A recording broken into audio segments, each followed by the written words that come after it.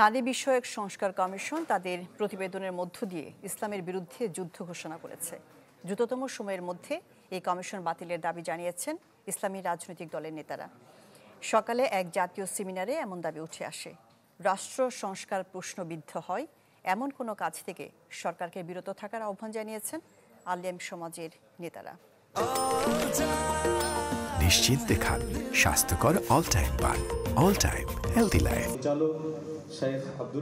নারী বিষয়ক সংস্কার কমিশনের প্রতিবেদনের বিরোধিতায় শুরু থেকে সরব ধর্মভিত্তিক রাজনৈতিক দল ও আলেম সমাজ।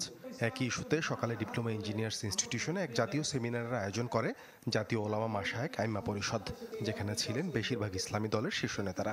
যত দ্রুত সম্ভব এ সময় কমিশন ও প্রতিবেদন বাতিলের দাবি জানান বক্তারা। তাদের অভিযোগ, এর মধ্য দিয়ে পশ্চিম এজেন্ডা বাস্তবায়নের চেষ্টা করা হচ্ছে।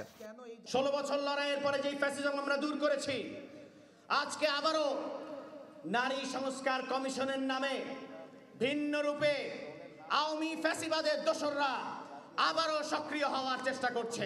নারী বিষয়ক সংস্কার কমিশনের প্রতিবেদন এতটাই সুস্পষ্ট আমাদের কাছে যে এখানে কোরআন সুন্নাহ বিরোধী অন্তত 30 থেকে 32টা ধারা আছে।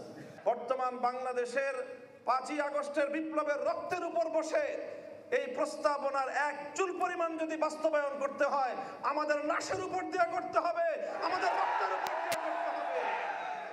নারী বিষয়ক সংস্কার কমিশন তাদের প্রতিবেদনের মাধ্যমে সরকারকে আলেম সমাজের মুখোমুখি দাঁড় করানোর নীল নকশা বাস্তবায়ন করতে পারে এমন আশঙ্কার কথা জানান চরমনাই পীর। আর কমিশন বাতিলের জন্য প্রয়োজনে রাজপথে নামার হুঁশিয়ারি জামায়াত আমিরের। আমরা তো সবসময় আপনাদের সহযোগিতা ছিলাম, এখনো আছি, কিন্তু আমাদেরকে রাস্তায় নামিয়ে আপনাদের মুখোমুখি দাঁড় করে ওই ফ্যাসিস্ট এবং ঘাপটি মারা শত্রুরা যেন সুযোগ না নিতে পারে, এটা আপনাদের মাথায় রাখার জন্য আমরা বিশেষ করে অনুরোধ করছি। এদেশের বেশিরভাগ মানুষের ঈমান, আকীদা, তাহজিব, তামাদ্দুনের উপরে যারা বিশ্বাস রাখেন তাদেরকে বাদ দিয়ে নয়, তাদেরকে প্রাধান্য দিয়েই কমিশন গঠন করতে হবে। এই কমিশনে দুঃখজনকভাবে সেই রকম একজন নারীকেও রাখা হয়নি। এখানেই তো এটা পক্ষপাত দুষ্ট। আমরা এটা মানব না, আমাদের সাফ কথা, এটা মানব না আমরা।